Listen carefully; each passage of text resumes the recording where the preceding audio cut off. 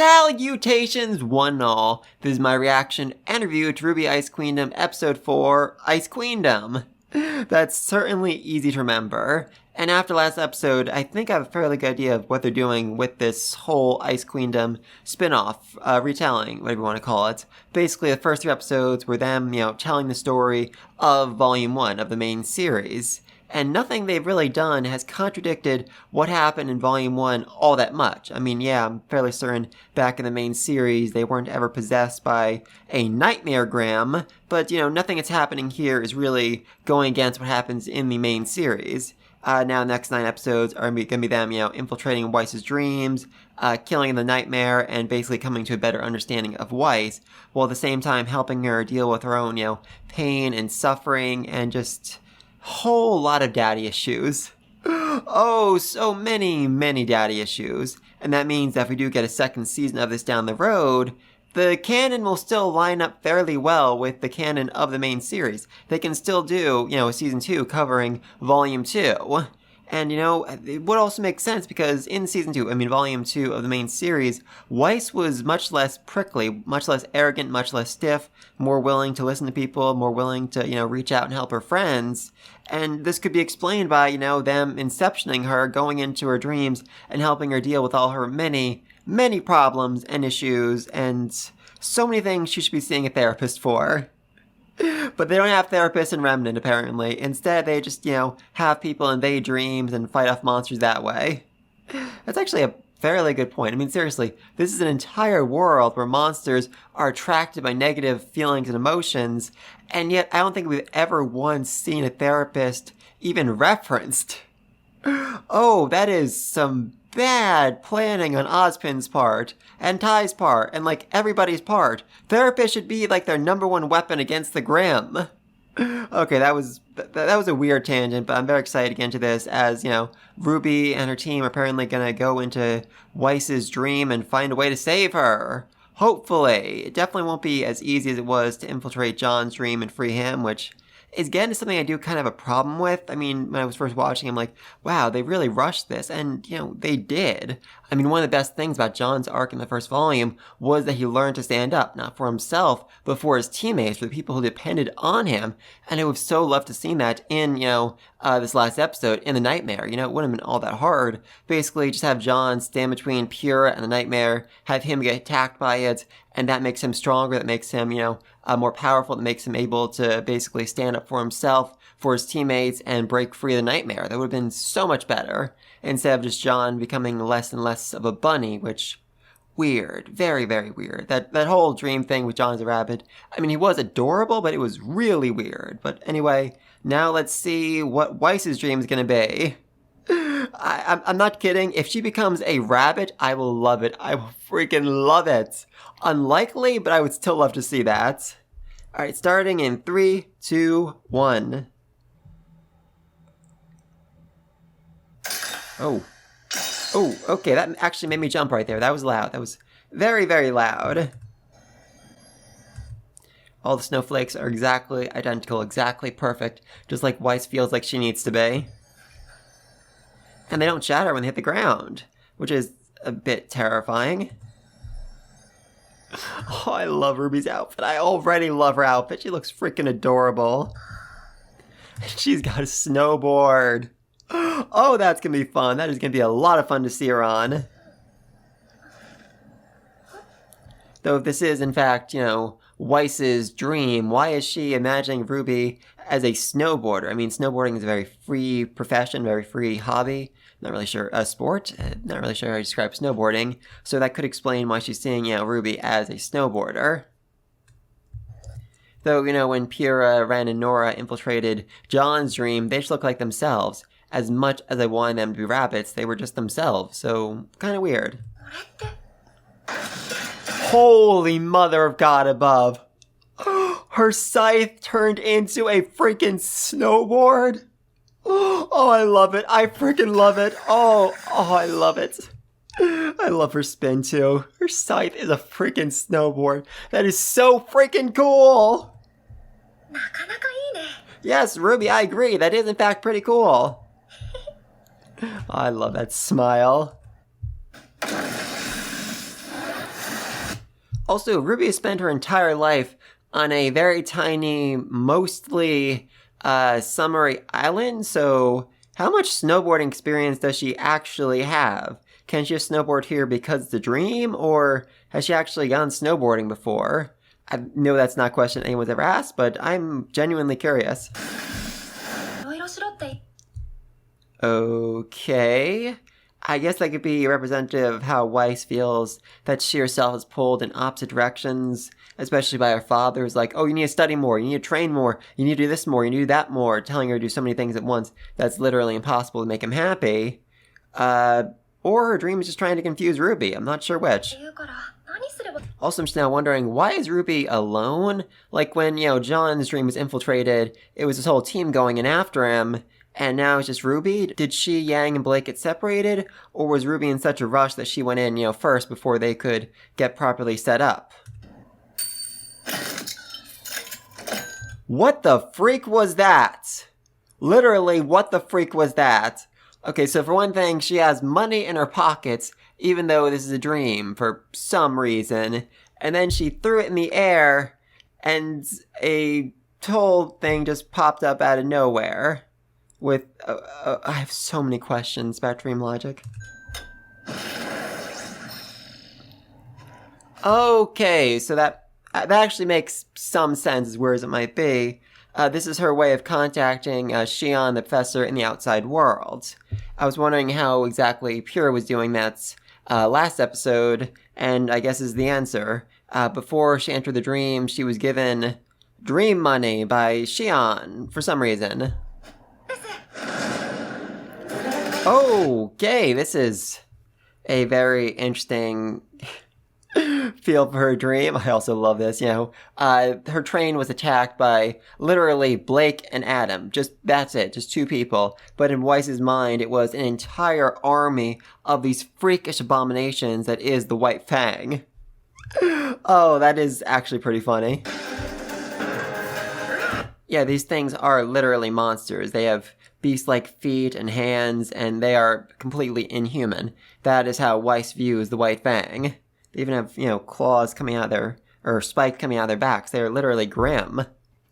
Oh, I love that. I mean, it's horrifically racist, but it makes a lot of sense for Weiss's character. Okay, so she can just use those coins to do a whole bunch of magical things inside of Weiss's dream. That does make sense. I mean, I was wondering why last episode, when Xian opened up her suitcase, it sounded like a cash register, because this is literally the power of money for some reason. Ooh. Oh, I love her using her semblance like that. She so rarely uses it to its full potential. It is a very, very large city. Also, what's with the busts? I mean, they're clearly of a man. I don't think they're her father. That would make a lot of sense. So, her grandfather? Nicholas Schnee?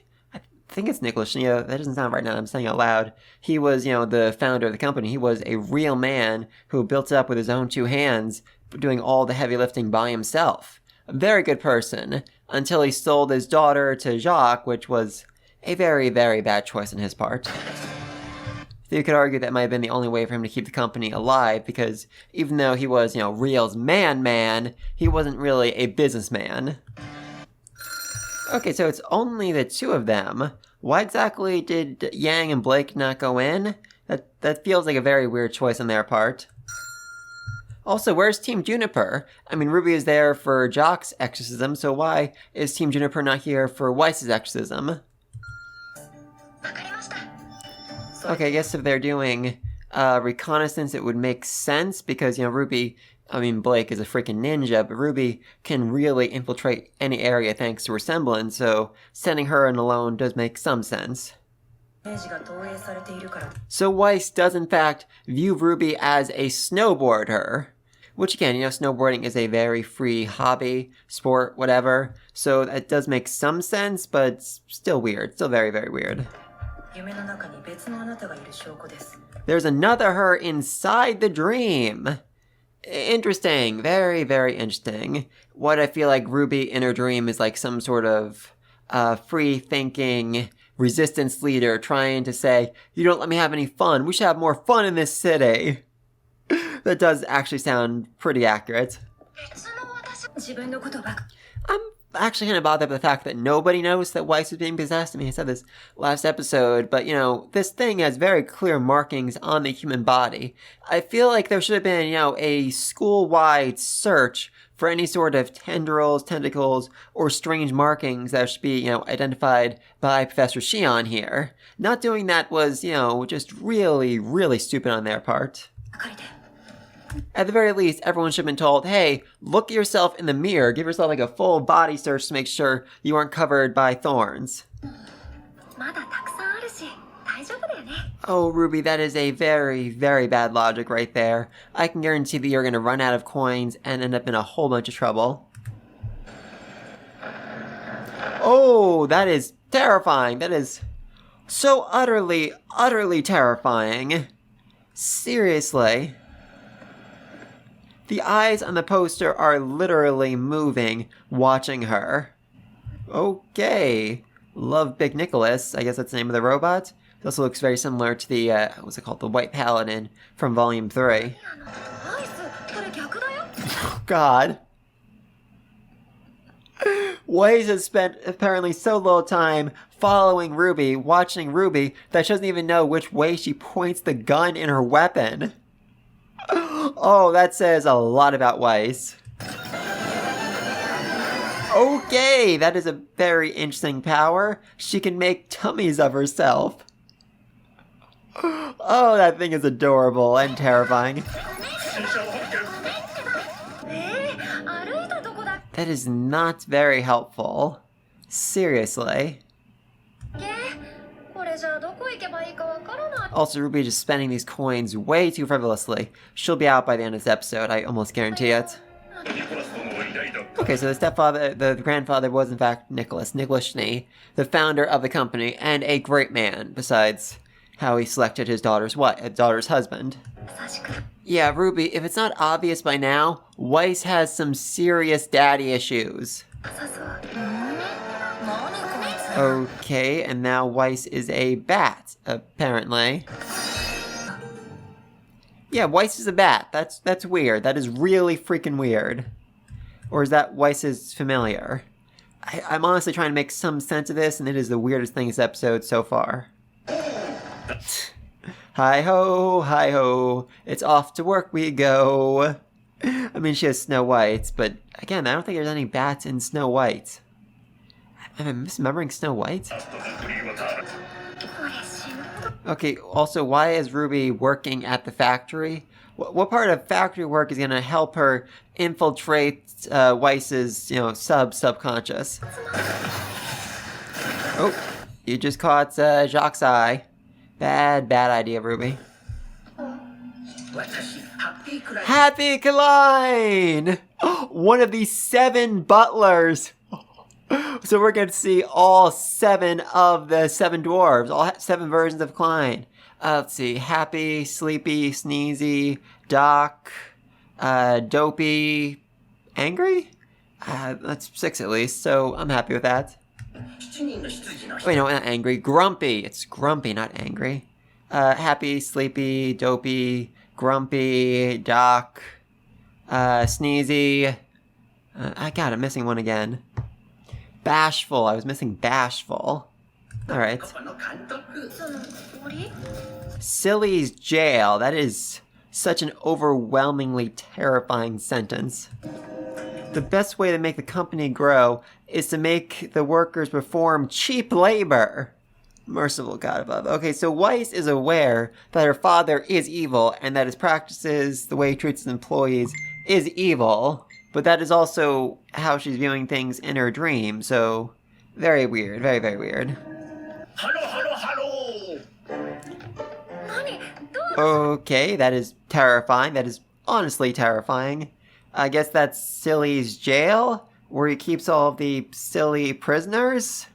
There's something so terrifying about a happy prison warden. Oh, Dopey, okay. Okay. Seriously, what's her problem with Ren and Nor? I get, Jean is fairly dopey, but Ren and Nora, they've done nothing wrong. Also, why are they mewing like cats? That's very off-putting. Aren't these the guys from Team Juniper? RWBY, how well do you know Team Juniper? You were there for John's exorcism, but you act like you have no idea who these guys are. It's very clear who they are. What's up with that? Okay, RWBY, I know this is just a dream, but you're really just gonna leave those guys in jail? I mean, at the very least, if you cut open, the bars and let them out, they might cause enough of a distraction that, you're able to sneak in more easily. Okay, so this certainly looks like a higher realm of society, and given the fact that Shadow's talking about the fallenness, I'm guessing this is, the world Weiss grew up in, where everyone is prim and proper, and super racist. Oh boy, there's Weiss. And if you're worried about making them count, why are you just opening up a door right here? Are you worried you're going to get kicked out to some spot further away? It feels like a weird choice. That is a truly terrifying dog. And also seems to have a mustache. Is that one of the 7 butlers as well? Is that, I don't know, grumpy maybe? It certainly looks grumpy. Also, Weiss is decked out in a full military uniform, which is just so overwhelmingly terrifying. And the candle also has a mustache, so is the candle also one of the 7 butlers? It seems less likely. Weird. And is this representative of how she sees the waitstaff as utterly invisible, not even real people? There's a lot to interpret here. Okay. That was a terrifying laugh. Also, wine bottle, so I'm guessing that's Weiss's mother, Willow Schnee, who, just drank away happily as the family basically burned to the ground around her. Oh, thankfully there isn't a single faunus in the Empire. Oh, this is going to get interesting when Blake shows up. That's going to get very, very interesting. Sister? Whitley? Okay, the bat is Whitley. That actually makes quite a bit of sense. It's also flying around without her permission, which is, Whitley just being a little bit of a brat. Holy God above! This just keeps getting more and more terrifying. Seriously, that's actually a pretty good representation of Jock looking down on her with every word he says. Seriously, there's so much terrifying about this. Especially your mom just, laughing in the corner as she just gets so drunk. Completely oblivious to her family's problems. I have. It is utterly and completely terrifying. Oh, wanted, Ruby Rose. Yeah, that sounds about right, honestly. That is, I'm guessing, Grumpy? I mean, I thought the dog was grumpy, but that certainly seems grumpy right there. Oh, this is not going to go well for you, RWBY. I'm very, very sorry to say that. Unfortunately, you're almost out of coins, so you can't even call for backup. That is very terrifying looking Weiss right there. I love her with sunglasses, even though, she's in the dead of winter right now. Sister Winter? Okay, so the magic mirror of Snow White is her sister? That's interesting. I mean, her sister's the only one she really can rely on and trust. So if her sister tells her, oh, this one's evil, this one should be crushed, this one should be executed, then Weiss will probably actually do that. Also, I'm guessing that the book is actually the real identity of the Nightmare Grimm. It's the thing that's controlling her and manipulating her. Okay, it seems like Weiss is actually really freaking powerful inside her own dream. That's like facing the final boss when you're at level 1. You're going to lose. That was a fairly good use of her last 2 coins. Dummy Ruby to distract Weiss, and a door to get her the freak out of there. I also think that when Blake and Yang show up, they can come in through those doors, so doubly useful. Yep, and that is game over for RWBY right there. So sorry, so sad. Well, like I said, we're only 4 episodes into a 12-episode season, so there is still a lot more of Weiss's dream they need to explore before things wrap up. Yeah, I mean, so far we've only really brought in RWBY. We slowly bring in, Blake and Yang. Though at this point, RWBY is out of coins, and the coins represent Shion's, aura. So once RWBY spent all of them, there won't really be the ability to, use them down the road to help out Blake and Yang. Also, Blake showing up, that is going to be awkward. Very, very awkward. I mean, hopefully she doesn't actually see how Weiss views the White Fang, but given how the series is going so far, I think she will. I think she'll see how Weiss actually views her as these horrific monsters, and, it might make her question if she really wants to be on Weiss's side anymore, if she really even wants to help Weiss escape the dream. Obviously, she'll come around, but it might take her a little bit. And as for right now, Ruby's definitely going to lose this fight, probably get thrown in jail, and maybe use your last coin to escape out of it or call for backup or something. Not sure. Really love this episode. There was so much symbolism in everything about the dream. The way Weiss viewed the White Fang, these horrific monsters that were inhuman and just fueled by rage and anger and hatred. The way Weiss views her father, she hates him. She thinks he's evil. She thinks he's destroying, the company that her grandfather, Lord Nicholas, built. But at the same time, she has to admit that it was only because of him that the company became as big and profitable as it is, and she is still just so afraid of him, looking down on her, ordering around, saying that she's not worthy of living up to the Schnee name. That's definitely causing a lot of issues for her right now. Anyway, those are my thoughts. This episode, let's see what I'm saying, after the credits. Next episode, Awaken in a Dream. Okay, so I guess that's going to be, RWBY getting knocked out by Weiss, and then waking up a few hours later inside the dream, inside the prison for the silly people. Yeah, inside of Dopey's prison, where she'll have to, stage rebellion and break free and keep on her efforts to take down Weiss and the Nightmaregram, one way or the other. But please, let me know with all this down below. Be sure to like and subscribe so you don't miss my next video. And until then, peace!